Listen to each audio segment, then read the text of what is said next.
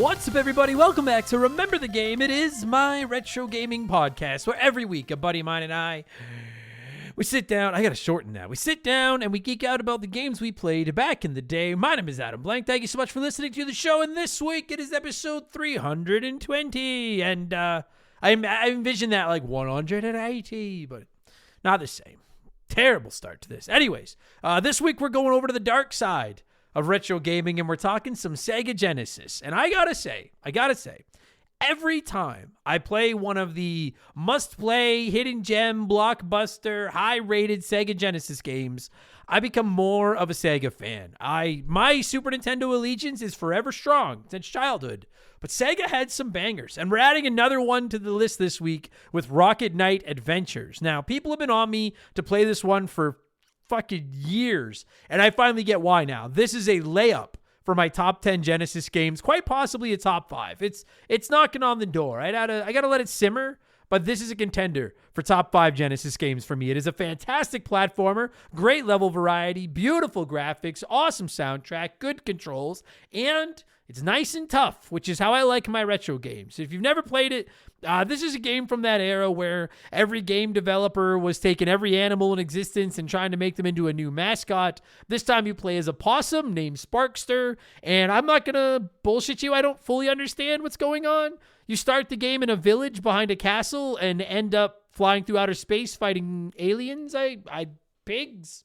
I don't know. Your possum has a suit of armor and a sword, but also has a rocket pack, because why not? It may sound kind of dumb and random. It is, but it plays beautifully. As you're about to hear, I have very, very few bad things to say about this game. It's fantastic. I would slap the old must-play label on the cover of this one. So joining me to talk rocketing around with a sword-wielding possum is my pal Captain N, co-host of the Retrotopia podcast. And this was a very easy episode because it's just a fun, well-made game. Like there's no super deep story to try to unpack here. There's not a bunch of complicated game mechanics to go over. It's just fun, easy to pick up, and very tough to beat, which is the way retro games are meant to be. And we'll get to all that in just a minute, because speaking of tough to beat, it's time for another edition of the Remember the Game infamous intro. And if you're new to the podcast, welcome aboard. Consider this your warning. Our intros are kind of long, but they're a good time. We talk video games and stuff, and you don't need a rocket pack to get past them. If you want to skip it, go to about the 30-minute mark, and you'll get to the game chat. But I recommend hanging around. Talk video games and stuff with us. Let me get my plugs out of the way. We've shortened this, but I still have to keep my bills on. All of our merchandise was designed by my man Joe from 4545 Creative. You can check it all out at our website, rememberthegamepodcast.com. Great way to support the show. And of course, the lifeblood of Remember the Game is our Patreon. And when I say lifeblood, I mean the thing that makes us the most money. We publish up to 4 additional shows every week. There's no ads in them. You can listen to them for as little as just $3 a month. And you can also write into the show. You get to vote on the games we cover. You get to join our 1,000+ member Discord. You get instant access to hundreds upon hundreds of archive bonus podcasts. And most importantly, you get a shout out and get to hear me mispronounce your name, like I am definitely going to do to at least one of these people. A huge thank you to our newest Patreons: Expat Retro Core, Steve Powers, Brandon Swinson, Doesn't Gil Get a Lick? Oh, doesn't Gil get a lick? And Orion Pax? I think it's Orion. It looks like Orion. It looks like onion, but with an R. So Orion or Orion? OPAX. Anyways, thank you all so much for the support, and welcome to Remember the Game Industries, patreon.com/rememberthegame. Don't forget, there's free episodes over there right now that you can go over there and just try out without even having to pay a dime. And our subscriptions start at $3 a month. And if you sign up for a year, you get your 12th month free. Cha-cha. That's enough blowing myself. Let's blow some of you by blowing in some cartridges. It is our opening segment here on the show. I read a few comments and questions from our Patreons, usually gaming related, but not always. And we called this segment Blowing in the Cartridge. He blows all right. He blows big time. That's it, honey. Get into the spirit. Let's blow. Our first blower this week is John C500, who said, "Hey Adam, good to have you back, mate. Good to be back, John. You mentioned that Gears would definitely get a replay prior to Gears of War E-Day compared to other series that you would just read up on. What's your favorite Gears game in the series?" That's a tough question, because most of the Gears of War games I've only played once, maybe twice. From what I can remember, Gears 2 is my favorite. But the only one I've played Like, I played Gears 5 when it came out, and then I replayed Gears of War, the OG version, or the OG game, for Remember the Game last year. I haven't played Gears 2 in like 15 years. So I'm definitely going to at least play through Gears 2 and Gears 3 before E-Day comes out. Gears 4, yeah. And then Gears 5. I don't think Gears 5 is as bad as people that on. But from what I can remember, Gears 2. So I'll unofficially say Gears 2. I fucking love Gears of War. All those games are so good. Better than Halo. Come at me. Gears better than Halo.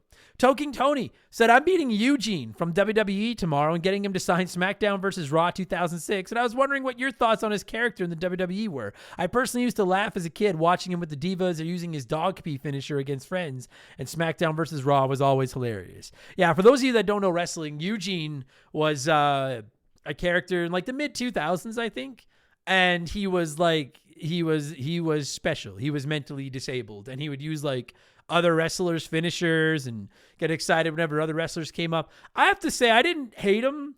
I really enjoyed his work with Regal. Like the one promo Regal cut where he was like sticking up for him against Triple H, fucking awesome. But I do think there was definitely a limit to how far that character could go, and I think like when it ran its course. It ran its course pretty fast. But I don't think it was the worst gimmick they've ever had. I don't know, well, with Fly Today, but they've had worse gimmicks in WWE than fucking Eugene. That's for true. Chaz Waza said, ahoy hoy, Mr. B. Let's say that the powers that be hear you're hosting a Play One, Remake One, Erase One and decide to give you a gig hosting a major network game show. What show are you taking over / reviving? Bonus points if you have a way of spicing things up. I wanted to say Price is Right because that's the greatest game show of all time. But I don't know if I could do Drew Carey and Bob Barker justice. And I think I could have more fun hosting Jeopardy because I've probably answered 5 Jeopardy questions correctly in my entire life. So I would like to host Jeopardy and then just stick with my way of not saying every word right and just watching the Jeopardy scholar diehards lose their minds at my mispronunciation of words as simple as something like chowder. So I think that's what I would do. Cheese said, Oyo, I also love black coffee. It's easily my biggest vice. I'll have maybe 4 or 5 cups on those extra long days. Are you a K-cup kind of dude, or do you use different apparatuses? I like using my pour over, even though the coffee tastes exactly the same as Starbucks or Dunkin'. If you don't know, I'm a coffee junkie, but I am not a snob. Like, not saying you are, but I'm not, like, I'll just drink whatever's in the house. Shaylee's got like this fancy press that she uses, and she makes and it is delicious coffee. I just can't be bothered. We just have a coffee machine. I buy the McCafe grounded coffee beans and make myself a cup of coffee. Fancy coffee is fine, but I like it black. I don't need a bunch of sugar and fucking weird shit in it.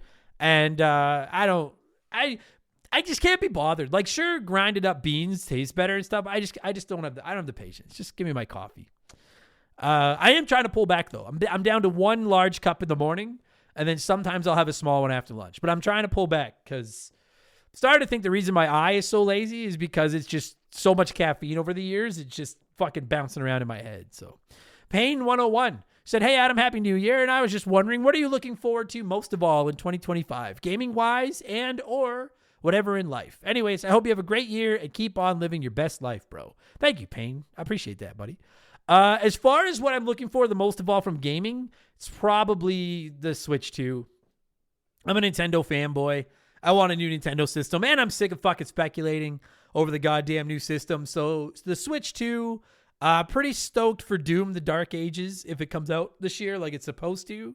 And I'm at this point, I'm not convinced it happens, but if Hollow Knight Silksong happens, that's still near the top of my list as well. As far as what I'm looking for the most this year that's not video game related, I'm going to start playing hockey again this year. I've been getting back on my skates and trying to get my legs back under me, and I'm excited, man. I haven't played hockey in forever, so it's going to be cool to be an athlete again, quote unquote.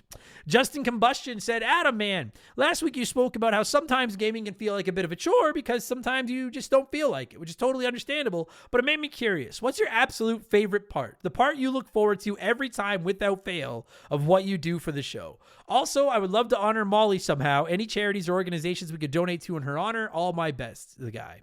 All the best, my guy, excuse me. First of all, as far as Molly goes, Justin, thank you for the offer. A few of you have asked me about that. I don't have anything, just whatever local animal shelter where you live you think could use it is really cool. I am going to say I have nothing official to announce. It may not happen. I'm kicking the ball around about doing a second fundraiser every year. Every November, December, we do Extra Life for the Stollery. I really don't want to go to the well too often because, like, it's easy for me to sit here and be like, hey, we raised X amount for charity, but y'all are the ones making the donations. I mean, like, we make a donation to Extra Life, but you guys are the ones being so generous. But I am kicking around doing something for Molly in late spring, early summer, like something for an animal shelter or something, but I don't have anything locked in yet. So appreciate everyone asking. Just, make a donation to your local animal foundations, or just take your pet for an extra walk or give them an extra head scratch from us. That'd be cool. As far as what do I look forward to every time when I do this show without fail, as dumb as it's going to sound, you know what my favorite part of Remember the Game is when I hit record and then I start with the, what's up, everybody? It's like, as a comedian, I don't feel like I'm fully in comedy zone until I get up there and I have the mic out of the mic stand and I've moved the mic stand to the side and I'm standing on that stage with the mic in my hand. Now I feel like I've punched into work. And it's the same with Remember the Game. It doesn't matter how much I'm looking forward to that week's episode or whatever. It's when I sit down and drop that what's up it gets me in the zone to do this show. And then I start tripping over my words and I go back to remembering what a boob I am. But for that moment, I feel like a professional. Abraham Beltran said, peace, Brother Adam. First time, long time. I've been building several of these Mio Mini Plus handhelds for myself and family, and I'm curious if you get down with these. I know you stream retro games, but wondered if you prefer to play on desktop, handhelds, or even the Apple TV Fire Stick now that this is available. Hyped to be on the Patreon train, and thank you for all that you do, my man. Thank you, Abraham. I'm not going to bullshit you, friend. I don't know what a Mio Mini Plus handheld is. I do get asked this a lot. I am so tech illiterate for any of our newer listeners. I have a Steam Deck, but I have not done any tinkering outside of it as Xbox Cloud Gaming on it. I don't really understand emulation. The only emulating I do is my Nintendo, Super Nintendo, PlayStation, and Sega classics are filled with ROMs. And then one of you hot dogs was kind enough to gift me what is this thing called? A Retroid, which it looks like a handheld. It looks like a mini Switch almost, and it's full of retro games, which is really rad. And then I also have an Xbox 360, or is it an Xbox? It's the OG Xbox, painted white. That was a gift from one of the listeners that's just full of ROMs as well. You guys have been so nice to me and looking out for me when it comes to my tech and ROM and computer illiteracy. But as far as playing them, I prefer to play them on the native hardware. Like, I have my old systems all hooked up, and I prefer to play them that way. And usually when I'm streaming retro stuff, I stream them on the retro things. Otherwise, just like the compilations, like on Switch or PlayStation or whatever the fuck. But I don't tinker with. I don't understand it, any of it, and I hate playing on like my computer. I fucking hate it. That is a worst case scenario. So, yeah. There you go. Shane's World said, hey, Adam, do you watch anime? And if so, what's your favorite anime and what are you watching at the moment? And here's to wishing you all the best this year, mate. Keep pushing forward. Thanks, pal. I don't watch anime. I'm not opposed to it. I don't watch a lot of TV, period. And I don't know. The last anime I watched like the first season of Pokemon back in the day, which I think is anime. And then is Samurai Pizza Cats considered anime? That's the extent of it. It's just, I'm not like hating. I don't know. There's so much and I don't watch anything. I really don't watch a lot of TV. So I don't watch anything. I have like 9 shows. I'm like a third of the way through. And I'm like, I've started Ninja Turtles 2003. I've started Ninja Turtles 2012. I'm about 2/3 of the way through the new Ninja Turtles series, which is very good, by the way. I'm like halfway through X-Men 97. I'm in the middle of X-Files. I'm in the middle of Always Sunny in Philadelphia. I always start shows and then I never finish them. That's how I be. And then finally, it's letter time. Insert clever pun. Said, hey, Happy New Year. I've been thinking lately that we are in the golden age for card combat games. I most recently got sucked into Wild Frost, which is a roguelite recently added to Game Pass. Highly recommended. And I've loved others like Slay the Spire, Dicey Dungeon, and Inscription, and still have plenty more I need to play, like Balatro, Midnight Suns, and Monster Train. In any case, since I know you're also a fan of the genre, do you feel like the genre is in danger of getting oversaturated? Or are you still excited about all the content? I'm personally still psyched, but I only started playing these in the last few years. That's a good question. I feel like I've got this reputation because of my love of Slay the Spire, that I'm like a big card combat guy. I've never been into card combat like Magic, Hearthstone, any of those games where you build a deck and tweak it. I've never really, I always like think they're cool to learn. And then when I start playing them, I realize I don't get it. I'm not very good and I don't do them. I do like the roguelike ones because you start over every time. I do think that the pool is getting a little full. I think that's what gaming is these days, right? Everybody saw Overwatch, and then we started getting all these. Everyone saw, started with PUBG, I guess, and now battle royales are everywhere. Like, it's just the live service game. Like, it's everyone just sees what works, and then they do the same thing, right? So I get that. And I think people see the way stuff like Slay the Spire blew up, and they're like, man, we need to do one of those. I do think that the market is getting a little bit oversaturated with card combat games. That said, other than Wild Frost, I've played all the games you like there, and I love all of them. Slay, Dicey Dungeon, Inscription, Balatro, Midnight Suns, and Monster Train are all excellent.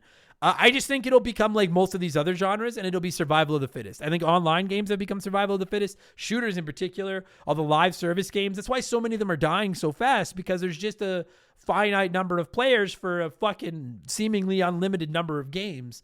And with games like that, like, you really need to put some time into games like Slay the Spire and Balatro, I think, to really get the full appreciation for them and to get really good at them.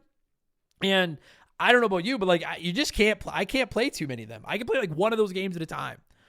So a lot of them do kind of die on the vine because there's just not enough. I don't have enough time to play all of them. So I do think it's becoming a little bit oversaturated. I don't think it's going to hurt the genre, but I do think it'll be survival of the fittest. The cream, like, and I think Slay the Spire too. Like, I think Balatro is the predominant roguelike card game right now, and I think Slay the Spire 2 will probably take a run at that title. Although I don't know, I think Balatro is more accessible than Slay the Spire is, and then they'll just keep coming. But yeah, that's just gaming 101. You realize what works, everybody makes one, and then it starts to get overfilled, and then everyone moves on to the next thing. So, all right, we got to move on. Thank you for all the submissions, everybody. Let's switch things up and get to our Smash Hit segment, the official game show of Remember the Game Industries Play 1, Remake 1, Erase 1.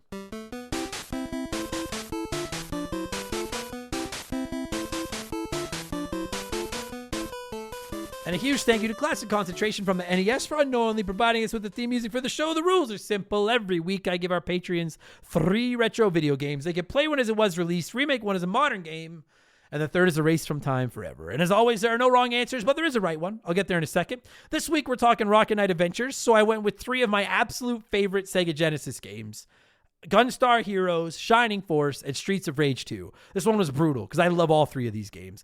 37% of you said you'd play Streets of Rage 2, remake Gunstar Heroes, and erase Shining Force. So let's see what a few of you had to say here, and then I'll tell you what the right answer was. Vic to the face said, I fucking hate this poll. It's too hard. I'll play Gunstar Heroes because it's a perfect game. I'll remake Streets of Rage 2 in the style of Streets of Rage 4 and add online co-op. I look myself in the face with utter regret as I erase Shining Force. It is a masterpiece of a tactical RPG, but I still have Fire Emblem, so I guess I'd survive without Shining Force. And that was part of the reason I went with these 3 games, because I do think all 3 of them have been done better or more recently than these games came out. So, like, I think you can make an argument for, as much as it sucks to erase one, you're like, I still have alternatives. I get it. It's still making it any easier, though. Skawamp said, I'll play Streets of Rage 2 because that is pixel art beat 'em up perfection, and how do you fucking dare touch it?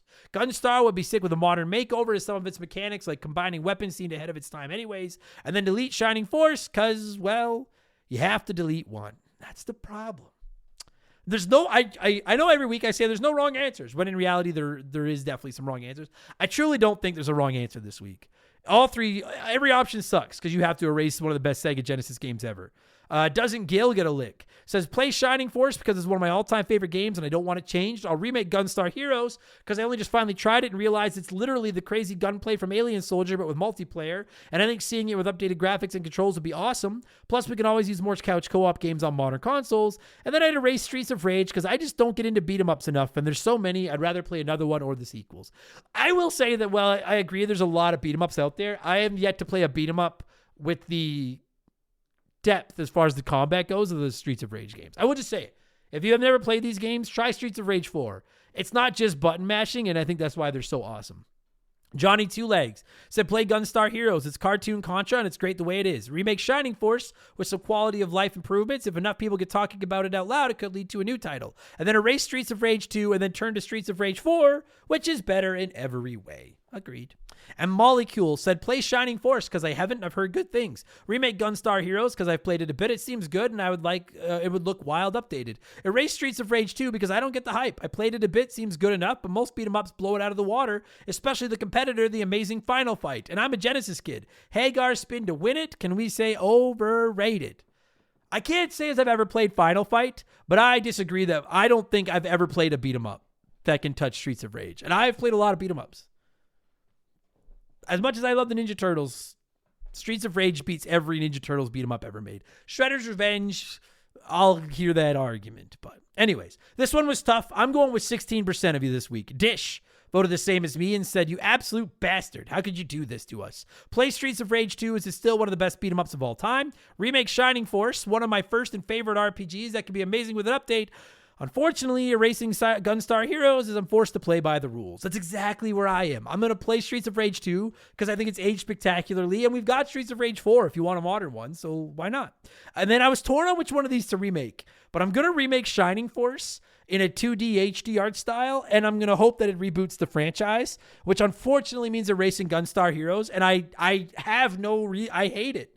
But if I don't follow my own rules, what kind of example am I setting? So it's bullshit. I'm pissed off at myself, but I'm erasing Gunstar Heroes. Thank you, everyone, of course. What have I been playing over the last week? A lot. I've been playing, for modern games, mostly Indiana Jones and the Great Circle. I went back to it. I'm pretty hooked on it now. I'm also playing The Last of Us Part 2 very casually to get ready for the show in April. Still chipping away at Stalker 2. Still chipping away at Stellar Blade. I never seem to want to play Stellar Blade. It's so good, and I just never want to play it. I don't know why. A little bit of COD, but I'm kind of done with Call of Duty for now. I'm kind of bored of it.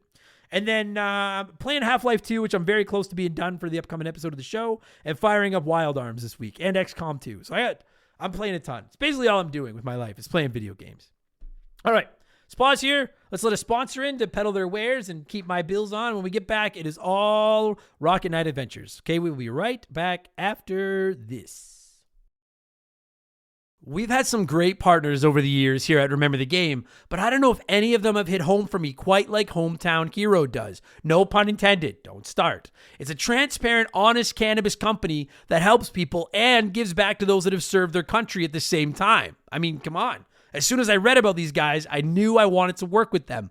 Hometown Hero is a cannabis company out of Austin, Texas, and they were founded back in 2015 by a U.S. veteran. They have two goals: create premium hemp products that can help everyone, and to support veterans by donating a portion of those profits to organizations set up to take care of those who have served.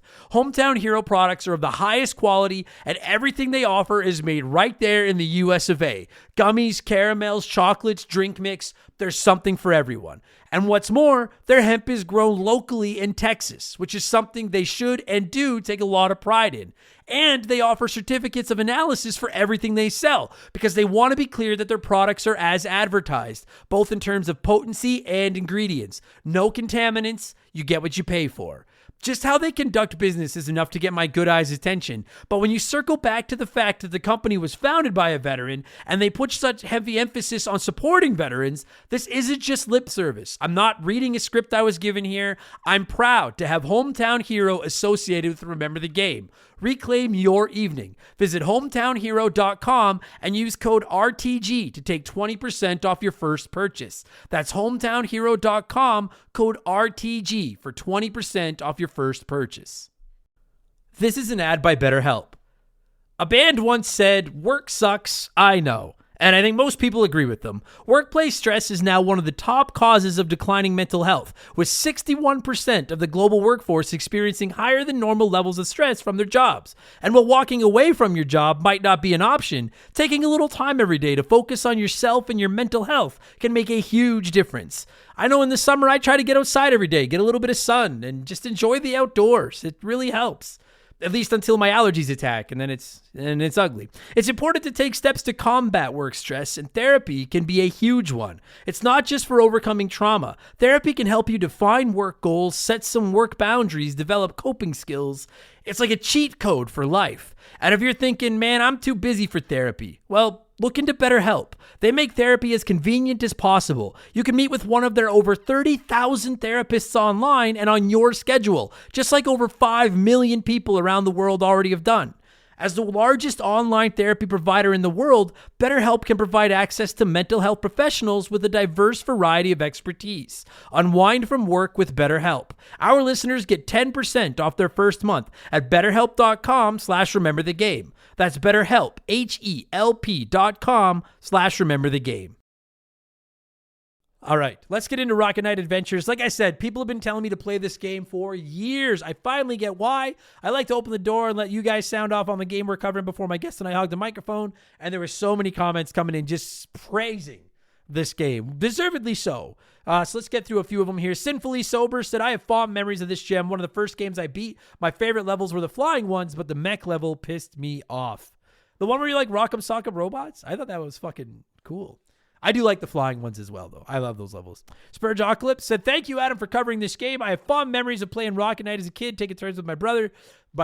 A fantastic game, and I love how each level has its own uniqueness. I'm keen to hear your thoughts on its difficulty, as I've still never been able to pass it without save states. Here's to more Genesis games. I agree. There will be more Genesis games on this show in 2025. I still have so many Genesis games I want to get to. So, yeah, we'll cover more of them. Majora6978 said, I'm glad you're covering this game. What a gem. Take the speed of Sonic and the hack and slash of Strider. Instant Genesis classic. I can't say as I've ever played Strider, but I will sit here. Hot take, possibly. Holler if you want. This is a better game than any Sonic game on the Genesis. Sonic 2 comes close, but I prefer Rockstar. I prefer Rocket Knight Adventures to any Sonic game I've played. Maybe a hot take. I don't know. Shawsome1 said, seeing this game lose the last poll triggered me. I won't lie. Without question, one of the best platforming games on the Genesis for me, and my second favorite Genesis game. From its graphics to the awesome soundtrack to the fun gameplay, it definitely gets more difficult toward the end, but it's a great time. I agree with everything you just said.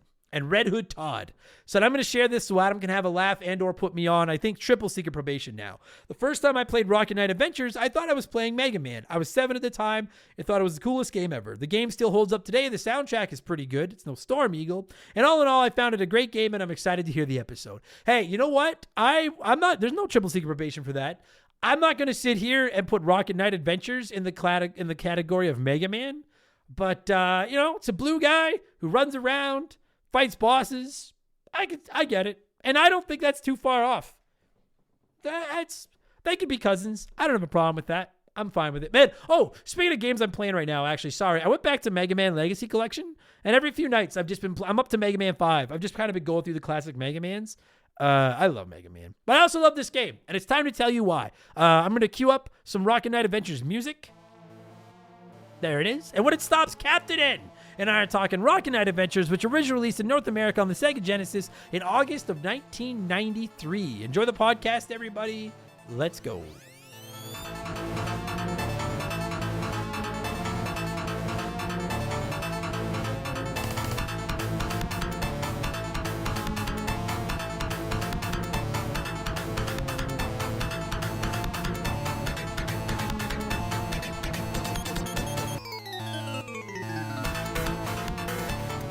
All right, joining me via the blank phone on this cold and snowy Sunday morning to talk a game that you all have been beating my ass to record about for about 3 years now. We're talking Rocket Knight Adventures with Captain N from the Retrotopia podcast. Cap, how are you, buddy? How's it going? Oh, it's been a pretty good Christmas season and everything like that. The show's been going great, and I finally beat this game, so everything's going awesome. Buddy, this one, I have to say, because I've beat it as well, quite proud of that. That's, if there's one thing I can't brag about many other things, but I like to flex on tough retro games that I can beat, and now this one's on the list. I get why everyone's been telling me to play this forever, Rocket Knight Adventures, because I get it, fantastic. Easily top 10, possibly top 5 Genesis game for me. But I'm a little shocked at how difficult it is, because when you look at the cover, you see that, like, what is he, a possum? Yeah, he's a possum. Like, yeah, the worst mascot you could actually have is something that plays dead. No shit. Itself. No shit.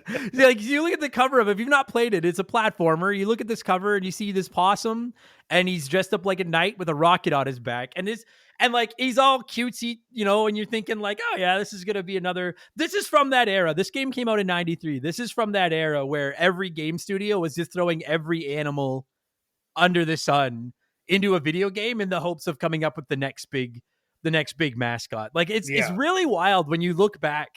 Maybe we should do an expansion pass someday and just look back at all the different animal mascots. Oh, that'd be a good one. There's so many. It's insane. Yeah. I find it funny though, because how good this game was. There are sequels to this game, but like they just never caught on, and it's just one of those games that I kind of really wish did catch on a lot more than it did, because I never heard about it until we did it for our show. One of our guests brought it to our attention, and we played it back then for our show, and I fell in love with this game right away. Like, me too. It is just so good for what it is, and how hard it is doesn't even bother me. And normally that does nowadays, because I don't have a ton of time to like focus on games. And yeah, this, I don't know, we'll get into it, but yeah, this game is just very charming for what it is.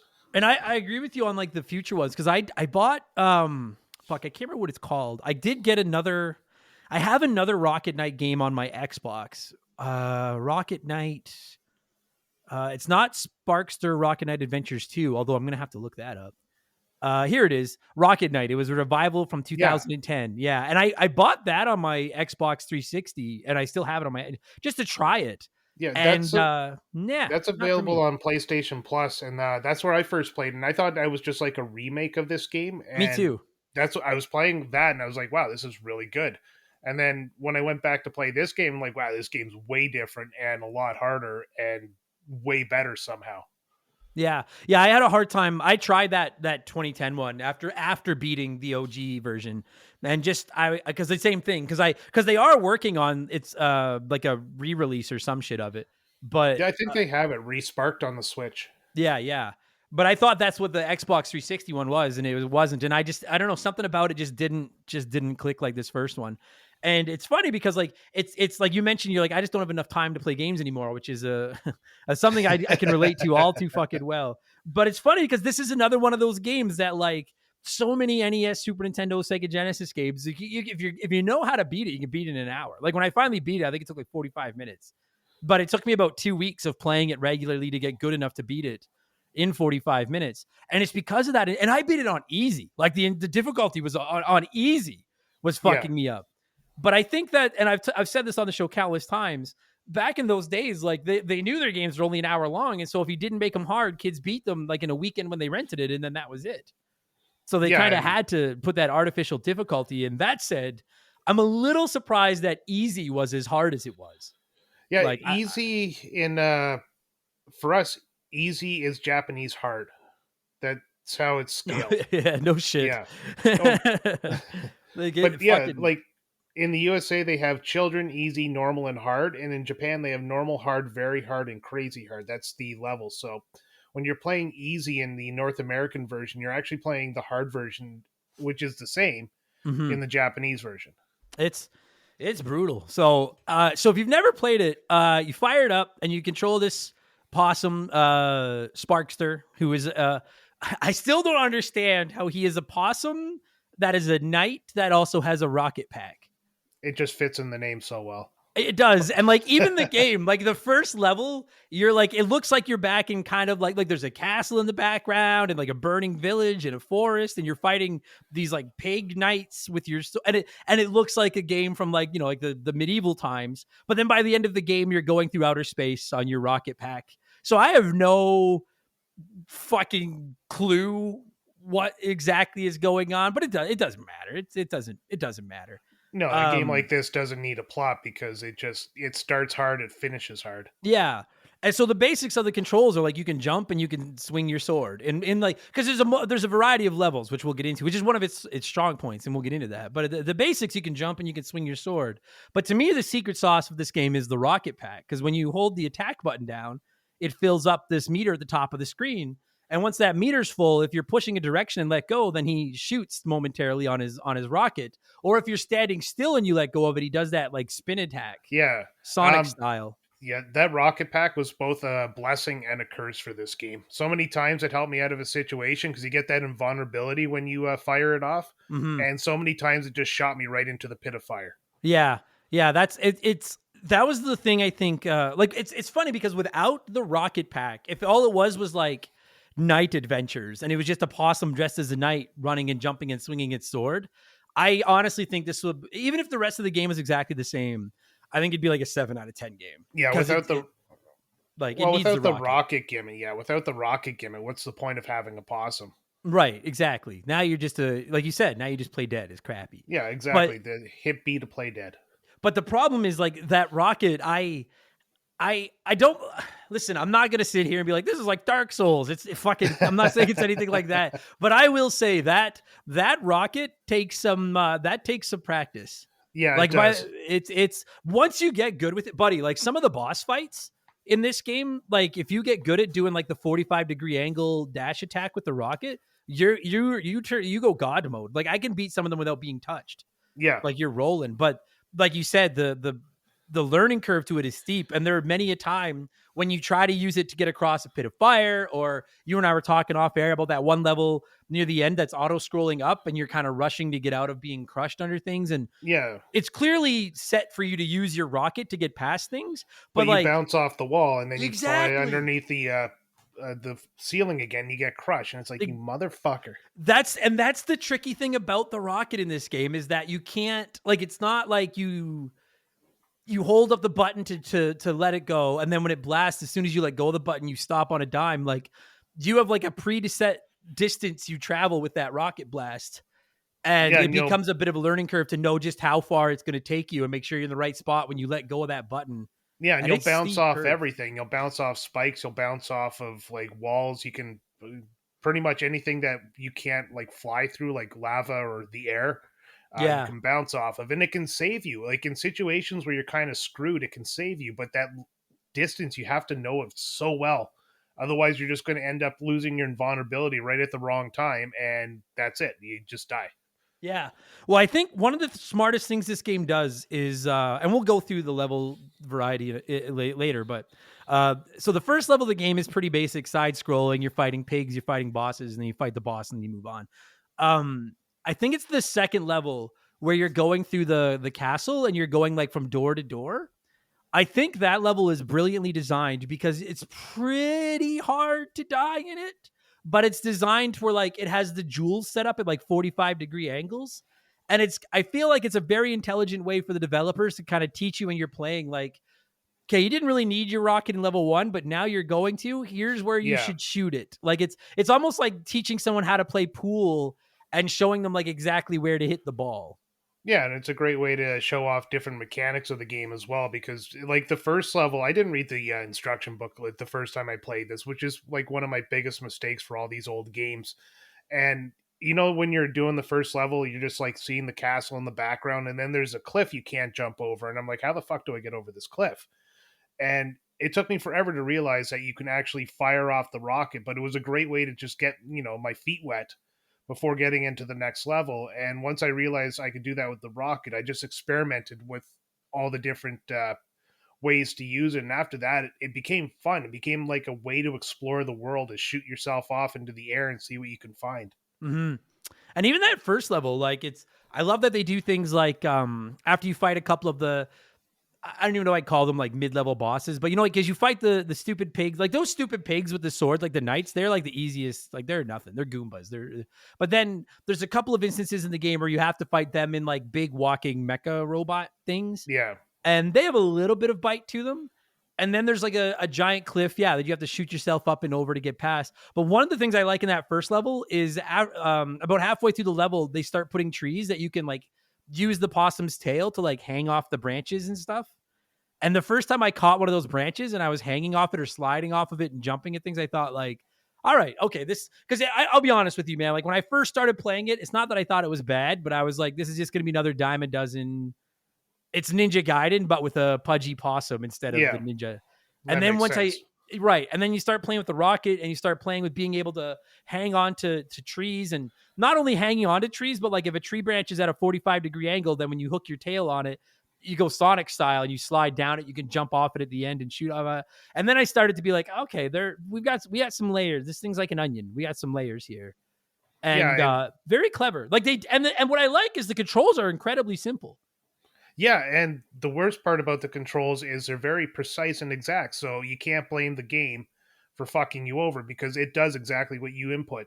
Yeah. So if you rocket yourself, like I said, into that pit of lava there, you can't yell at the games like, I hit this button. Yeah, you did. And you rocketed yourself into the lava. Yeah. Honestly, for the whole game, the only time where I don't even want to say I blamed the controls, but the only time I found the controls a little bit annoying were those instances where you didn't need to, like, you can get through that level where you need to climb up without getting crushed without using the rocket. That's actually how I beat it the first time. Oh, seriously? Yeah. You just have to, like, your jumps need to be fucking like snare drum tight. Like, you need to be perfect. Oh, And then I started using the rocket to do it. But that, to this day, like to the end of the game, the only thing I found a little bit frustrating was finding the distance of that rocket can really, the game needs it, but it can be a very fine line. Yeah. And I still don't think I mastered it. But one of the things I like about this game is there was very little randomness to it. Like, I found even all the boss fights. One of my favorite things about classic video games is finding the pattern to a boss. And every boss fight in this game, if I kept going back, like I just kept going back, kept getting up, kept getting up. Eventually, you figure out the pattern. You figure out what they're going to do, where you need to be to avoid it. I'm not saying it's easy, but you start to figure out where you need to be to dodge it. And I didn't find a single thing in this game like cheap. Yeah, and that's kind of Tough, I but honestly, yeah, honestly, I love the pattern, like the era of bosses having a pattern because it's something to pay attention to. Mm-hmm. It's not like you're watching for this specific attack to happen at a random time in the fight. You go through like the different phases. The boss will start shooting like little bombs over your head and you can avoid them. And then next phase, the boss is now shooting rockets, a little harder to avoid. And it scales up like that. And every time you die and you go back and fight that boss, you get a little bit better. Yeah. And that, I love that agreed. mechanic. Yeah. I hate boss fights. Yeah. And I didn't find any of the boss fights. Although, you know, the boss that gave me the most trouble in this fucking game is it's after you get inside I don't know if I think it's like a spaceship or air, whatever, you know. And I think it's the Star Wars knockoff, the Pig Star, I think they call it. That's what it looks like. And as soon as you get inside, you have to fight this like giant robot where the springy guy is hiding behind a force field. Oh, yeah. And he makes like debris fall from the ceiling. And I found that like the only way I could beat him was to stand right at the back of the screen. And then there was two different, because the pieces of debris are random, but there's like 8 different places they fall from. And it's the same debris every time. And if you stand right at the back of the screen, there's only 2 you need to worry about dodging, but it's a very precise place to move to dodge one and then move back. And that to the end of the game, I don't think another boss fight gave me as much trouble as that one because it was just so exact to dodge all the debris. Yeah, that was pretty tough. The one that gave me the biggest problems was that little sphere with the TV in the middle of it, and you had to hit the red ball that came out of one of the sides. Yeah, because I'm a tense player when the situation gets tense, so I'm like the one clutching the controller with white knuckles. And that one, I couldn't aim my friggin' rocket jump for the life of me because I kept letting it go too early or hitting the wrong direction, and it took me for friggin' ever to beat that boss, and I wasn't even getting hit because he's easy to dodge. I just couldn't hit him. Yeah, that one, because that's right near the end of the game. Yeah, and in classic like retro game style, by the time you get to that boss fight near the end of the game, the game is that fight is basically telling you like you better be getting pretty good with your rocket pack by now, or you're done. Yeah, pretty much. Like because that thing is bouncing around the screen and there's always like, it's got eight different, it's like an octagon. It's got 8 different sides on it. And the flashing red bulb, classic video game 101, the boss has a flashing red bulb that sticks out of it while it's attacking you. I don't know why some villain has never thought just not include a flashing red bulb in there.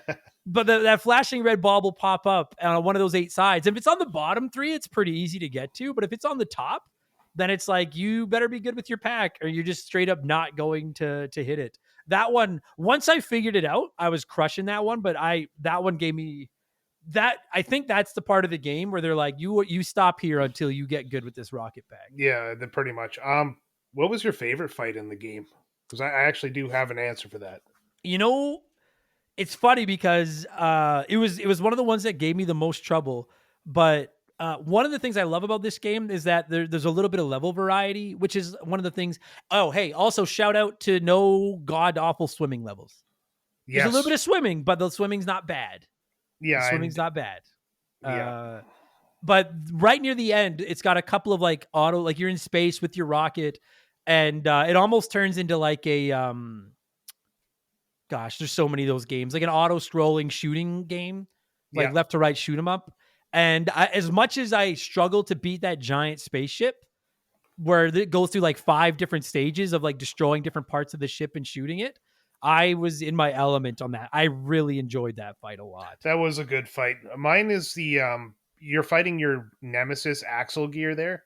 Yeah. And after you do the level where you have to run from him and jump in the giant robot and do the rock'em sock'em robot fight, Yeah. he blows up the side of the ship and you're holding on to this whatever it is, like a pipe. Yeah, And yeah. you're like being sucked out of the ship, but you're fighting him at the same time. I found that really, like, it was fun, but it was a kind of an interesting concept there to actually have a boss fight while you're constantly being dragged like to your death, and you have to avoid falling the 3 levels of pipes that you can hold on to. Yeah. I love that fight. I agree. Actually, I forgot about that. That was a brilliant, yeah. Cause like there's like again, another video game cliche. There's like an evil knight that you have to fight that looks kind of like you. Kirby to Meta Knight, if you will. And there's this part where you're in this spaceship, and the whole left side of the screen gets blown out. And then there's 3 stripper poles. That's true. That's what they look like. and the possum, like, you start out holding on to the one that's furthest from the hole, and occasionally you will fall backwards and you need to rocket forward to grab a hold of the first one. But while you're trying to not get sucked into outer space, this knight is popping up and attacking you, so you have to keep rocketing into him to fight him. I didn't find it particularly challenging, but I thought the concept of it was spot on. Yeah, it was fun. Like, it was just pure fun because a couple of times I missed the first 2 poles, and then I managed to make my money on the 3rd strip of pole. Yeah, and work my way back up. Well, and that like that's where I think that's the shine this game really has. Is we already mentioned, like, the controls. Like, I played this on my Sega Genesis Classic. I don't know how it got on there because it wasn't one of the. It's weird, but anyway, I played it on my Sega Genesis Classic with a Sega Genesis controller, and you've got the A, B, and C buttons, and you actually only need 2 buttons. Like, I think B and C both do the same. Like, 2 of them do the same thing, but basically you have jump and you have attack, and then you hold the attack button. And I was a little bit shocked at how much they were able to do. Be it there's a minecart segment. Oh, I hated that level. That took some learning. But there's a minecart segment. There's regular platforming. There's like shoot 'em up where you're like auto scrolling, flying through the space. There's parts where the game is auto scrolling up and you need to dodge walls and platform your way out of it. There's a little bit of swimming. Like Cap mentioned, there's like a part where you fight the other knight and you're in 2 giant robots, and it's literally becomes Rock'em Sock'em, where you need to dodge their punches and then land your counter punches and stuff. And I really think Konami and anyone that worked on this game deserves a lot of credit, because for a game with such simple controls, it's wild just how much level variety they snuck in. And sometimes I feel games put in a lot of level variety and it's fun, but it feels kind of forced. Yeah. This one didn't. None of them felt forced. Yeah, it flowed really well. Yeah, like sometimes when you play a game that's got a lot of level variety, there's at least one, or like I'm thinking Earthworm Jim, for example. I love Earthworm Jim.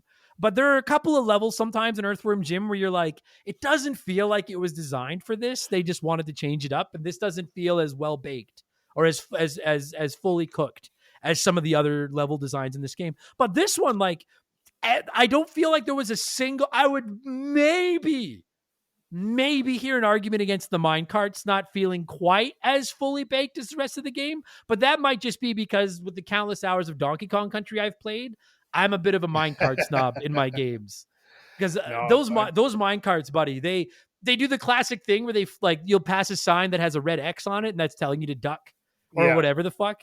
That one's got a learning curve to it, and I gotta say, I don't find the controls awful, but I don't find them particularly tight in that area either. Yeah, that one's a little bit squealy as you're flying through, especially when you're like jumping. It almost feels like you're going to fall off the cart, and I think you can. You can. Yeah, yeah. Yeah. And I think that's what like and I can already hear the comments of like, well then get good. Touche. But that is one of the things that gave me a little bit of frustration with the mine carts was it's just it really I don't know why, but it just maybe it's because he's just such a cute little mascot, but like it really feels like you should be auto glued from one cart to the next. And Yeah. not only Or are you not, but it's like there's not a lot of actual platforming in this game where you're jumping over holes and things. If anything, what you're trying to do is, like you said, that area where it's auto yeah. scrolling up and you need to avoid the walls, or that part in the ice cave where the water rises and then goes back down, and you need to get to Oh yeah, yeah. highland to stay out of the water. Or the lava there, where you have to use the reflection of the lava to jump over platforms, which I actually found kind of a really neat thing for its Very era. clever. Yeah, very Yeah. clever. But there's not a lot of like Mario Sonic esque like jump from No. platform to platform and not fall into a hole. So when you do have to do it, like with those mine carts, when you're jumping from mine cart to mine cart, I'm not saying it's like the hardest. It's like level 2, so it's not like the hardest part of the game. But I will, I guess, minor criticism. I don't feel the way he controls translates particularly well to precise platforming. It works great when you're just fighting enemies and moving, but when you're trying to get from platform to platform, I don't feel it. He doesn't have a great jump without his rocket. No, he doesn't actually. That's kind of something that it sucks. And there was good use of his tail there for getting through different parts, like Yeah, especially underneath that one ship. But I really wish they used that more as a way to get up to higher places and stuff like that. I just feel like it was an underutilized mechanic. agreed. Yeah, 100%. So, okay, well, I still want to get into some of the other level variety. We got to talk about the graphics and the music because they're Oh yeah. superb. Let's do the thing here. We'll let I was just saying this is the first episode this I've recorded in almost 6 weeks. So if I seem rusty, I am. All right, but give me a minute. Let's let a sponsor in here. I'll shake it out and we'll come back and we'll talk about the levels and yeah, we'll shut up. We'll be back. Okay, I don't think we really mentioned it before the break, but while I'm not a graphics guy, I have never hidden the fact that I have a fetish for 16-bit games and the pixel art. And I've always said I think the Sega Genesis does what Nintendo don't. And I think for a vast majority, I think Genesis games look better. And I think the best looking Genesis game that I've while Sonic, let's be honest, Sonic 3 is probably the best looking Genesis game I've played. This one is right there, buddy. This See, is one yeah, beautiful game. I've never played Sonic 3, so for me, this is probably the best looking game I've ever played on the Genesis. Like, I'm born and bred Super Nintendo kid, Of but course. I will not fight anybody who argues that the Genesis has better graphics. Like, the amount of detail they put into this and the fact that pixel graphics have held up for 30 years. Yeah. Like, absolutely, now even nowadays people use pixel graphics and it still is a great medium, Yeah. and this People game have looks fantastic. absolutely. People have heard me say it countless times, but I'm like, these games will never, like, these games will age forever. Like, they will never not be playable and they'll never not look good. And I'm Yeah, looking at stills of Rocket Knight Adventures on my computer right now, and you could convince me that this was one of the like modern indie throwback games made with like yeah. better tech, and I would believe you. uh, Like, there's a part in the game that actually impressed me a lot, and it's when you're the first time you use the rocket pack there and you're flying over the water, and if you go low enough it actually does like jet wash or whatever you want to call it, the spray of mhm. the water in the bottom. I thought that was like such a great attention to detail. Like, they didn't have to put that in, nobody would have ever noticed, but they did, and it Yeah, just made the game look so much better. it's those little touches. Yeah, yeah. Like I'm a big fan of games that have like beautiful backgrounds to them. Like I've been playing a lot of Castlevania 3 and I love the backgrounds on that. And this is another one like in the first level like you're fighting the pig knights and you can see the burning village behind you and Yeah, which already looks sharp. But then you can see the castle is like at war behind that. And then like it's little things like little things like that, those little details that don't matter. They don't change the way the game plays. Nobody's not going to buy the game because the backgrounds aren't beautiful or whatever the fuck. But I those it's just in an era where it felt like so many, and I got to be honest, particularly with the animal mascots, it feels like so many games were just being pumped out and pumped out to try to find the next Sonic, the next Mario, the next big thing. Yeah. To see a studio just take that extra little bit of time to put that extra little bit of spit shine on a game with its graphics and stuff like that. Or like you said, the little details like going down near the water with your jetpack and seeing the water kind of splashing up and stuff like that. Or the Big fan use of of that. that 3D effect where the farthest background moves slower than the foreground, Yeah. and it creates that like pseudo 3D effect. Yeah, even in the very first level when you fight the pig tank on the bridge, and then after you beat it, it explodes the bridge, and then you fall down into like the rushing water, and then you're fighting it in the rushing water. Yeah, It really does feel like you've fallen down into this water, and this thing is still after you, and now you need to fight it down there. Like yeah, it's you know it's great. Like there's no level in this game that does not look great for what it's trying to do. Even none. the lava level has a basic background because you're inside of a cave, but it fits the theme of the level. Hmm. I also one little touch that I thought was really cool was in the minecart level.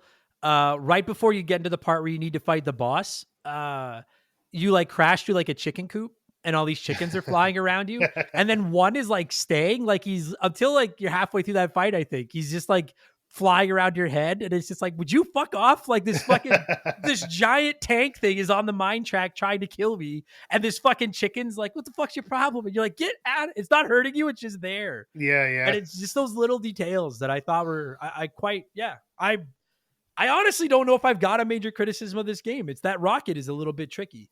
Yeah, Uh and you know, it's just like you said, it's something you have to get good at. It nothing about this game just sucks. Like there's nothing to complain about. Everything about it is tight controls, fun concept. I mean, they could have picked a better animal maybe. That would be the only maybe. thing I'd complain about. Well, and like and I know I already said it, but what's really shocking to me is just the way they work with so little and do so much. Like not to compare this to Mario, but like as much as I love like Super Mario World, as much as I love that game, it's basically the same thing in every level. It's Yeah. like go from left to right, find the exit, right? Whereas in this one, like let's say level 1, you're running along the grass and you're sword fighting with pigs. Then you fight the tank on the bridge, then you fall down to the water and fight. Then you have the part where you're on the rocket trying to get to the castle flying over the water, and you do another boss fight in there. Then you go to like mine carts. There's the part where you're flying over like the village, and all the bombs are being shot up at Oh you. yeah, yeah. That level is gorgeous. Like that, I found that level very challenging, Oh yeah. but again, not in a bad way. I loved it. I was even the underwater boss fight where like there's one of the pigs in like this giant crab robot, and you need to like I actually one thing I found in this game that I really found satisfying when you started to get good at it was that rocket attack against bosses, because if you could time it right and you knew where to aim, you could hit it like 4 or 5 times and then get Yeah. out of there before it could hit you. And Oh, I don't even know if you could beat some of the bosses without doing that, but I love the way it felt so crisp. And it it just did. no two levels felt the same, you know? Yeah, that's actually something I never really thought about. Like, yeah, you're right. No two levels repeat the same thing over and over again. And even if they kind of do, it's still far enough between the levels that do repeat that you don't really notice it. Yeah. Like I feel like level 1, what I like there's no tutorial levels in a lot of these early games, which I know it's so funny because everyone today is like, I'm fucking sick of tutorial levels. But I gotta be honest, like in some of these old games, I'm like, fuck, I could really use a tutorial level. Yeah, In this one, like level 1, it teaches you to just run left and right, use your sword. And then it's like, use your rocket to get over this giant cliff. And then you fight the boss. Then you go into that quick auto scrolling area where you're going over the water. Then you break into the castle, which is another thing I like about this game is the levels aren't just random. Like it seems to segue you into every level, yeah. And which I do is just like one of how those little things, you I know? do like how every time he uses his rocket pack and you do those flying levels, he's going to end the level by busting into something. Yeah. Yeah, he's going to break through. Because Yeah, at the very end of level 1, you break through the wall into the castle. But then in level 2, the castle, they're kind of teaching you, like, it's still platforming. Now we're going to teach you how to use your rocket to climb walls and shit, because you yeah, are going to need to do this. And yeah. it's Fuck. hand-holdy, but not hand-holdy. That first level in the castle when the like the flames come from the wall there, that took me so long to beat the first time. Oh, I fuck, was where it, so frustrated. it's auto scrolling, and there's like fire behind you. You're going to the left of the screen. It's auto scrolling and there's fire behind you. And every 5 or 6 seconds, like a beam of fire will shoot out at whatever height you're standing at the level of that moment. So you need to kind of tempt it to shoot at you somewhere and then dodge out of the way. Yeah, I didn't find the fire would kill me that often, but I kept getting crushed. Yeah. Like trying to duck and hide, which was a little embarrassing on my part. Some of the it took me a bit to get through that, but honestly, it's just one of those get good sort of things. But yeah, God, dude, getting crushed by the level is pretty much my the only way I died a lot of times. yeah, same here. There was some boss fights I would run out of health, and it was mostly just me trying to learn the pattern to the boss. Like I said, that giant fucking robot that causes the debris to fall fucked me up a lot. That fucking guy. But you're right. Yeah, for the most part, I found it was getting crushed is what would kill me. One level that gave me a little bit of trouble that we haven't mentioned yet is the one where you're going through like the marsh or the swamp or whatever, and you go from like the foreground in front of the waterfall to the background where you're behind the waterfall. Really cool in concept, and I thought it was executed fairly well. But I did have moments where I was just a little bit confused.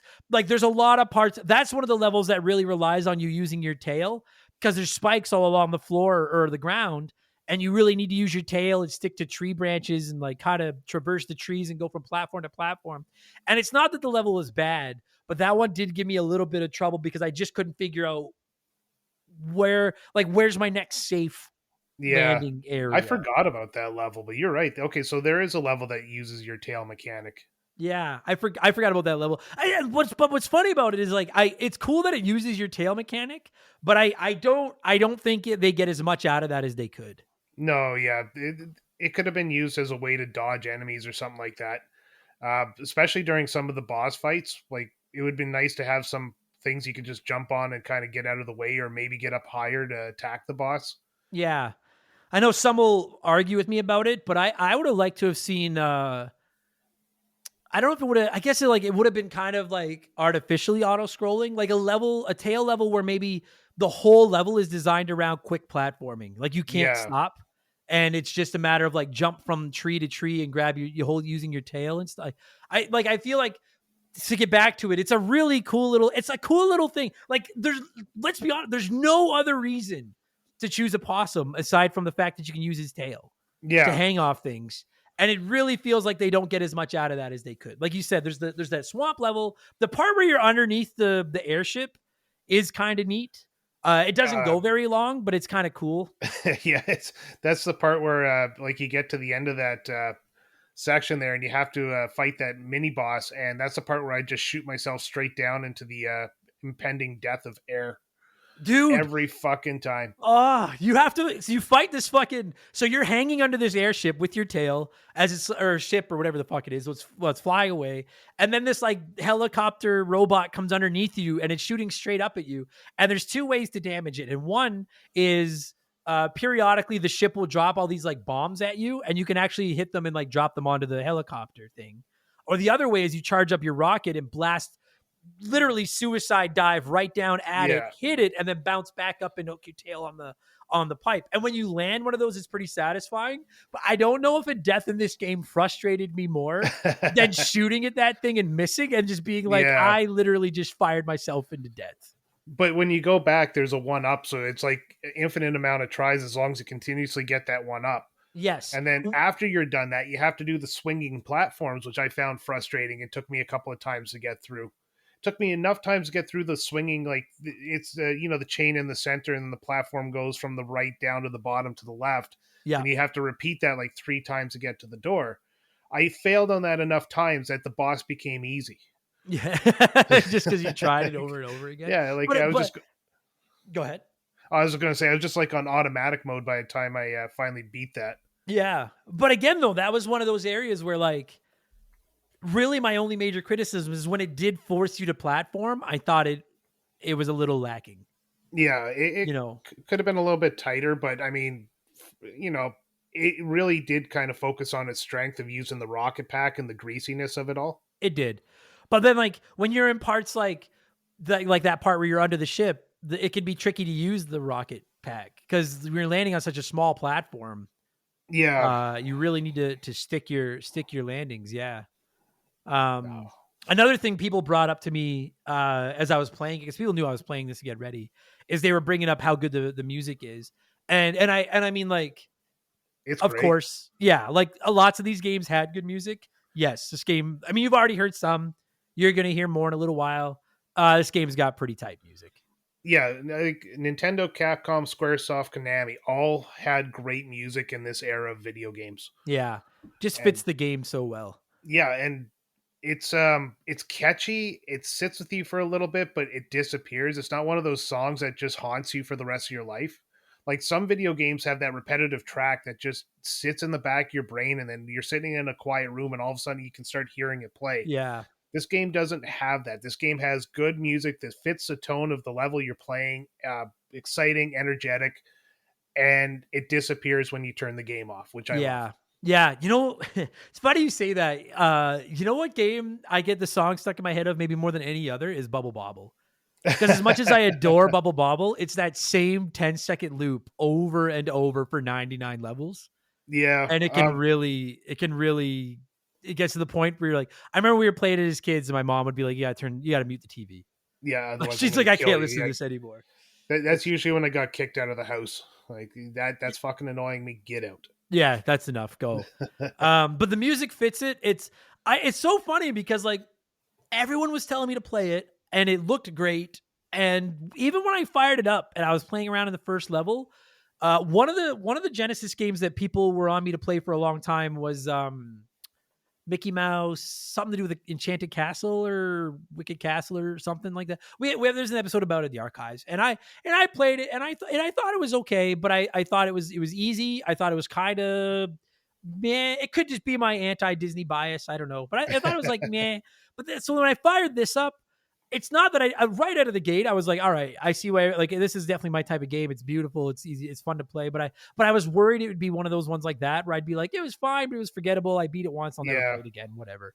I was shocked, and like that I've only been able to beat it on easy. I was saying to you off air, I meant to record an Adam Sucks at Video Games, but I wanted to make sure I was good enough to beat it in one run without having to restart to do that. And then I beat it once for this episode and then just kind of put it off to the side. And now I feel like I'm going to need to do a few refresh runs to get good again. Because one of the things about this game too, as was the style at the time, no passwords, no saves, no continues. The checkpoint system, I think, is fairly forgiving. yeah. It puts But you back at the beginning of the half level you've yeah. finished. And like you mentioned, at least on the easy, one thing I meant to do for this review and just didn't have time to. Well, I did have. I'll be honest, I just forgot. I had time. I shouldn't lie. Is I wanted to try it on the higher difficulties just to see how much more spice it had. Because, like you mentioned, one of the things this game does that's very forgiving is in numerous parts where you're getting into kind of a more challenging area, they'll leave a 1-up Yeah, seconds before that area. And so as long as you keep grabbing that 1-up, you literally can't game over. and it's kind of a nice touch there because of a lot of this game can kill you pretty quickly there, but some parts that might be a little bit cheaper, like hanging from the airship there, Yeah. having that 1-up is just kind of a nice touch to let you just get through that part because they know it's going to be frustrating, and Yeah. they probably know you're going to do stupid little things like launch yourself into the air. Yeah, I agree with that. But I would like to know if on like normal, hard, whatever, if they get rid of those or not. Cause I'm torn. Like the little kid in me is like, okay, even though I'm playing it on normal or hard, please keep throwing me 1-ups because this is tough. Yeah, But like the sadistic, tough retro game lover in me is like, you better not have fucking 1-ups now. Like I'm playing it on hard. Make me like fucking hurt me. Like that's what I'm paying you for. Like fucking hurt me here.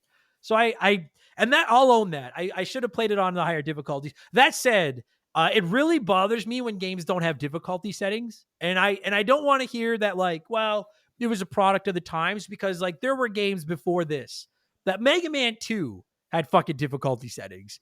Like my one big criticism of Kirby games is that it should have. I get that they're designed to be accessible to everyone and they're good for young players, but I really think they'd sell better if you put a hard mode in there for the adults. And I love that this game comes with these difficulty settings because, again, like I'm kind of done it and I don't know how much time I have to go back and play it. But if I had this game as a kid, I I mean, my life would be way different because I would have been a Sega kid and I Yeah, probably have no yeah, friends now. But of course, yeah, absolutely. but if I had this as a kid, difficulty settings were like, all right, I'm going back. I'm gonna beat this one. Like I want to get good enough to beat this on hard, like it. And so like I can live with the no save points and everything. Huge fan. Oh, it says here on very hard there were no continues. That's fucking vicious. Yeah, there's no way I'd be beating that game. I'd make it to level 2 there, and then that'd be as far as I got. No shit. It's funny you mentioned Mega Man 2 as having difficulty levels because those are actually added in North America only, Yeah. just because Japanese at the time really thought we sucked at video games and always put an easier mode on for us. To be fair, we do. Yeah, that's Like true. I've said it on the show countless times. I don't think it's racist if it's a compliment. I fear the Japanese. Like when when I was a Splatoon guy, I would play Splatoon at like 9 a.m. on Saturday morning when I knew it'd be a bunch of little kids and I could just Yeah. feast on them. But like you want to get good at Tetris, friends, play some Tetris 99 when it's like prime gaming time in Japan. Yeah, You'll get good because there they'll was a wreck game you. on there was a game on the PlayStation 3 that basically the different regions around the world could actually have like this huge world war, and it would always end up with North America would take like 10% of the map during the day, then the Japanese would take 100% overnight. You come back and North America would take 5%, and the Japanese just continuously wipe everybody out. Yeah, I as a lifelong 35 plus year gamer, I live in awe of the Japanese and the way they Yeah, play video games. they make Uh, us look like fucking amateurs. yeah, I appreciate that they take it easy on us because we fucking need it. We suck. Oh yeah, But I want especially to now. try some of the higher levels on this. This is one of like so I did an expansion pass a few months ago and it was my first top 10 Sega Genesis games.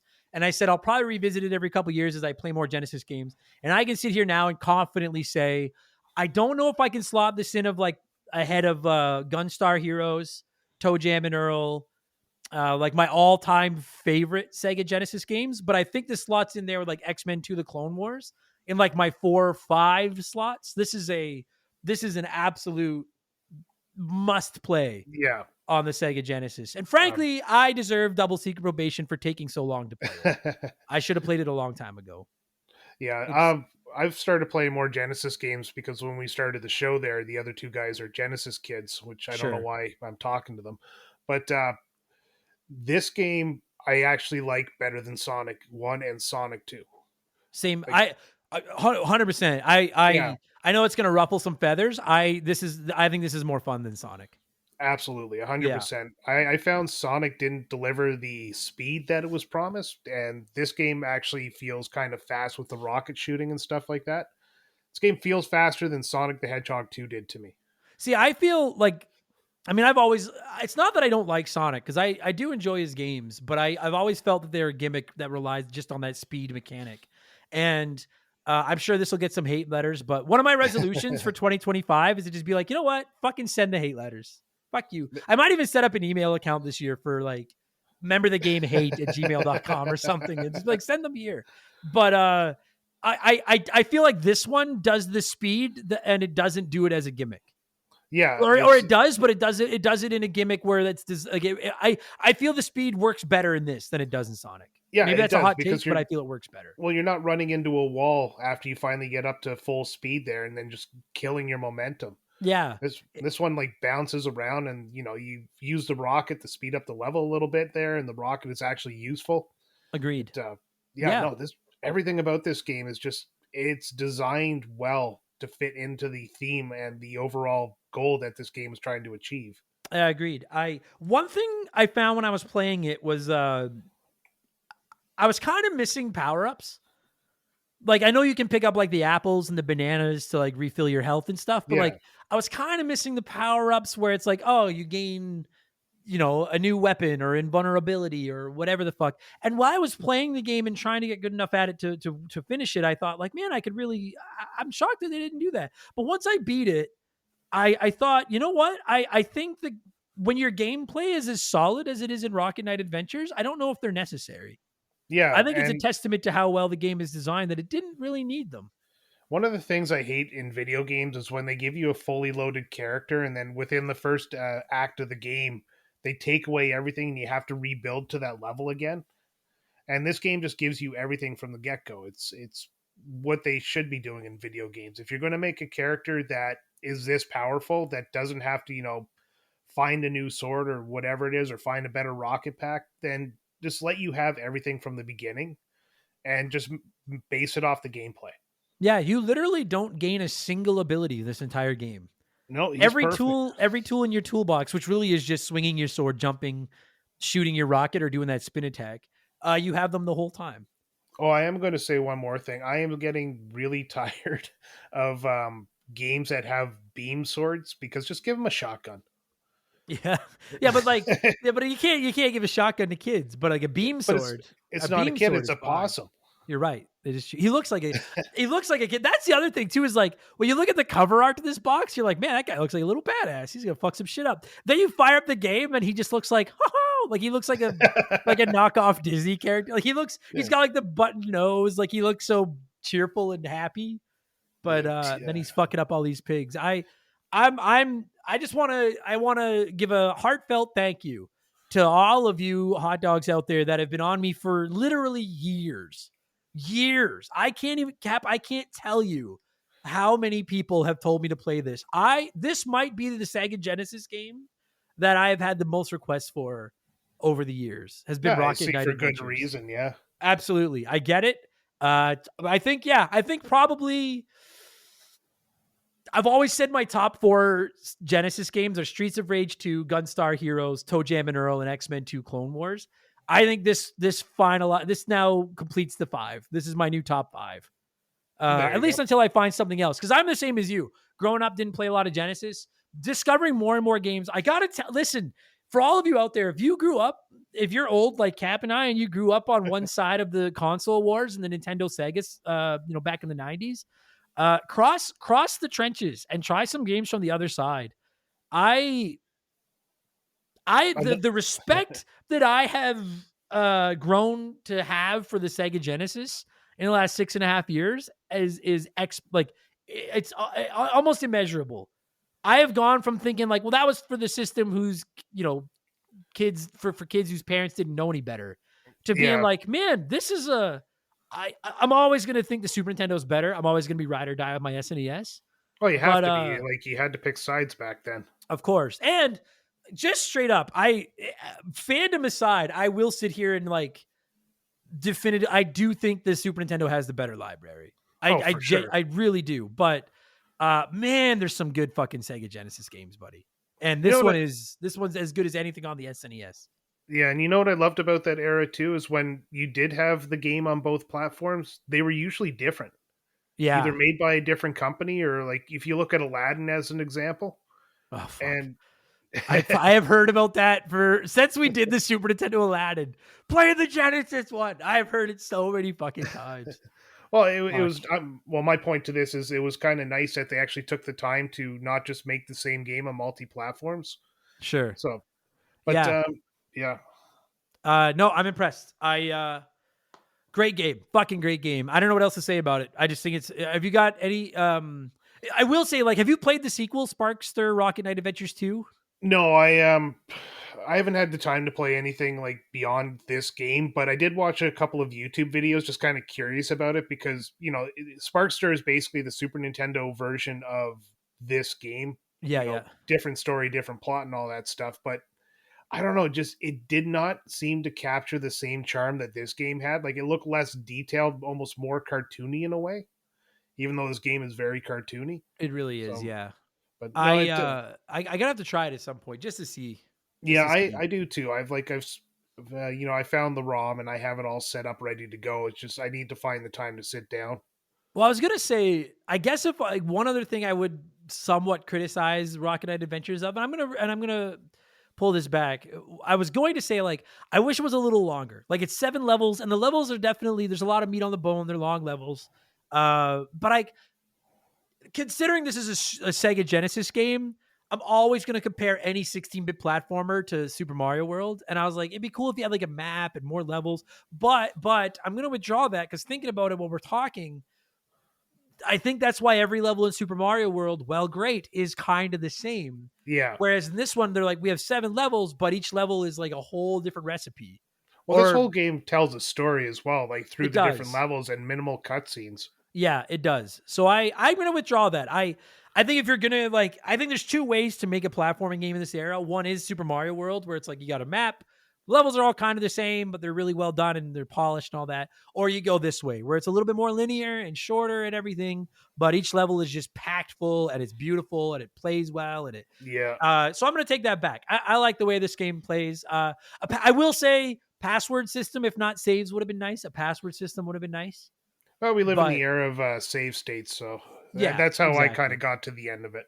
Yeah, and like, and not to flex, but I beat it the way it was meant to be beaten, and that was like fired up over and over. And every time I play it, I get just a little better and figure out the secret to the next boss and figure out and there's something very satisfying about that. Oh, So always is. great game. Are you ready to score? Have we missed? Are you good? Have we missed Yeah, anything? I don't really have a lot to criticize this game on, but yeah, I'm Same ready to here. score. I have no idea. Fucking. You know what? I know it's a lame system, but while this is technically the second episode of 2025 to go live, we are recording this an hour before I record Mega Man Battle Networks. So, as lame as it is, this is technically the first episode of Remember the Game recorded in 2025. So let's just score it out of 2025. That works for me, and Keys can eat Yeah, fuck him. Go it. ahead. You're the boss. 2025, eh? Well, it's definitely going to get over the 2000 mark. I'm probably going to give it a straight. Let's give it a 2023 because that was a great year for gamings, and this is a great game. All right. Yeah. Yeah, I can argue with either of that. Yeah, I'm gonna give it an even 2000. Like I'm thinking like I'm giving it like the 9.5. It's honestly the only thing it's losing is the Super Mario World tax. And if you're new to the show and you're like, you fucking fanboy, you know how many games I have been ready to give a perfect score to and then been like, I can't go back on my morals. 6.5 years ago, I introduced the Super Mario World tax, and it takes an incredibly special game to get past there. And as much as I love this game, I don't know if I can do that. But I have I have no major qualms with it. I No. really, really enjoyed it. To the point where even though it's expensive, at some point I'm going to track down a physical copy for my collection. Yeah, and I Um, always look at a game like this as after I'm done it, do I want to play it again? And this is like I've already played this game for 2 shows now, and yeah, I still want to play it. I played it today just to kind of remind myself before we talked, and I ended up losing track of time just playing it again. yeah, That's why yeah. it gets such a high score from me because it's that good. Yeah. Yeah. I'm going to sneak in a plug, youtube.com/remember the game. I have a bunch of Let's Plays over there. My Adam Sucks at Video Game series. If time permits, I do intend to record a Let's Play of this one because Yeah, I like it enough. And to be honest, I'm not saying it's fucking Battletoads, but like, it's not an easy game. So it's one of those no, ones where I'm like, hey, take my dick out, put it on the table. I can beat this fucking game. So good game. Now you said that you've played it for 2 shows. yes. Where else can people listen to your sultry voice should they choose to? Well, as for about over a year now, we've started a show called Retrotopia. We post the link in the your Discord there every week when we put a new episode out.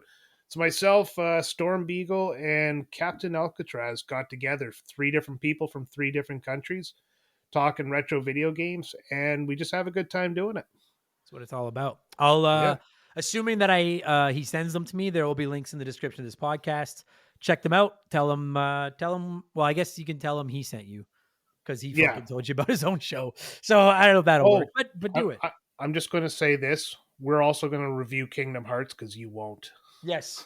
So for all of you that want a Kingdom Hearts review, go over there. Leave me the fuck alone. It's not happening. Not you want to know the secret. You want to know. I wasn't going to say this on air, but you want to know something? I don't mean to keep bringing up the. I don't want to say beating the dead horse is a horrible pun. Everyone knows that we had to put my pup down last month, and I wanted to do some kind of fundraising thing for like an animal shelter or like something like that in her name. And I had thought about being like, hey, if we hit a certain amount, I'll do something everybody's been asking me to do that I won't do, like a Kingdom Hearts or something. But then I thought to myself, like, You, I'd still like to do something for an animal shelter, but I was like, I just am not. I love Molly and I love animals and I want to raise money for animals, but not that bad. I'm yeah, not doing it. you'd hit So your goal in within like 5 minutes. I People know. forcing you to play Kingdom I Hearts. know. I said to Shay, I was like, if I was ever going to do something like that, it'd be like, hey, I want to buy a fucking new car. So let's do, like, I'll keep the money. I'm not giving it away if I'm going to suffer like that. But we'll figure out something. But yeah, they'll do Captain, or they'll do Kingdom Hearts. So leave me go over there. Leave me over there. Cap, thanks for, I know we had to kind of reschedule this a couple of times because I lost my mind and needed to disappear for a while. It's all good. Great game. Good talking with you. Good job. And congrats on the success of Retrotopia. And we'll get you back on here soon. Yeah, thanks, buddy. Thanks for having me. Always fun.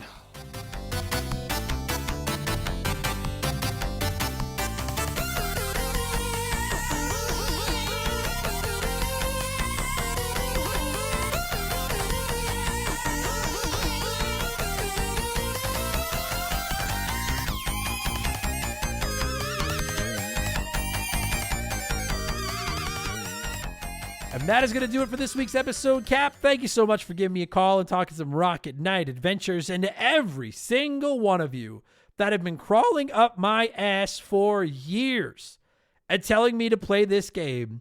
Thank you. Thank you for getting in my anal cavity, my rectum, my anus, whatever. Thank you, because now I finally get it. This game is fucking awesome. I do have, as I mentioned in the show, I have like the Xbox 360 version of it. I've tried it a little and it really doesn't click at all for me, but I'll go back and give it another shot at some point. Done with this one though. Finally glad I played it. Outstanding game. Love it. Check out Captain. I'm sorry, I'm all over the map here now. My phone just went off and I thought it was important and it turns out it is not. Story of my life. Hit up Captain N's podcast, Retrotopia. There's a link in the description of this podcast if you want to see what some of the hot dogs are doing on their own retro gaming podcasts.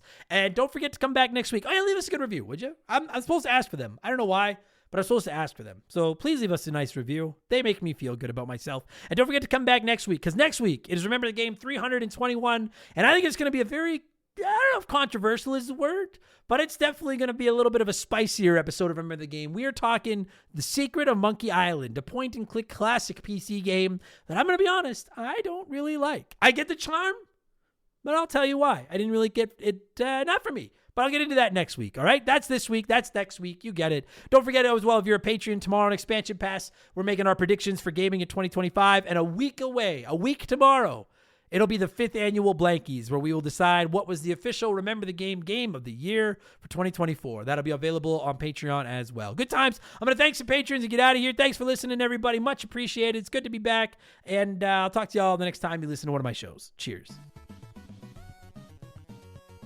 Remember the Game is brought to you by our Patreons. I could not puke up all the content I churn out every week without all of your support. The following people are at the senior executive vice president level or higher at patreon.com/remember the game. And as such, I am contractually obligated to say your names as quickly as I possibly can. So in alphabetical order, a huge thank you to Remember the Game Hall of Famer Slick Motherfucking Rick. Too Much Karma, a dude named Adam, A.B. Killen, Aaron Lawson, Ace McGuy, Adam Blank still hasn't reviewed Mario Galaxy, Adam Martinet, Adam's former assistant, Akiris Network, Alex McIntyre, Alex R., Alex Ramos, Alexander Camps, Andrew Wright, Andy Hudson, Angry Ticks, Archangel Otaku, A-Town, Botfucker, Beaver Boy, Beef Dingleberry, Beers of War, Benjamin Atkins, Big Daddy Randall, Big the Cat, Biddy, B-Cuz19, Blaine the Hoagie Man, Blobby Rogers, B Money, Brandon DeZeba, Brian Richmond, Tabula, Burt Macklin, Can't Destroy Her, Captain Asberry Juice, Carbon Fiber Zombie, Cesar, Chaz Hammond, Chris Fleury, Chris Hill is a master tromboner, Christian Gabriel, Christopher Britt, Chugger22, Cody Richardson,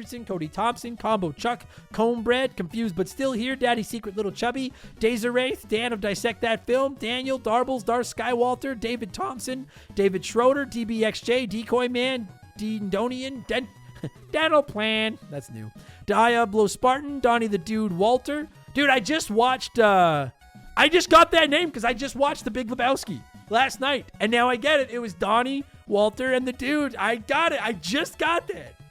Shut the fuck up, Donnie. John Goodman's the best character of that. Oh my God, Walter. Anyway.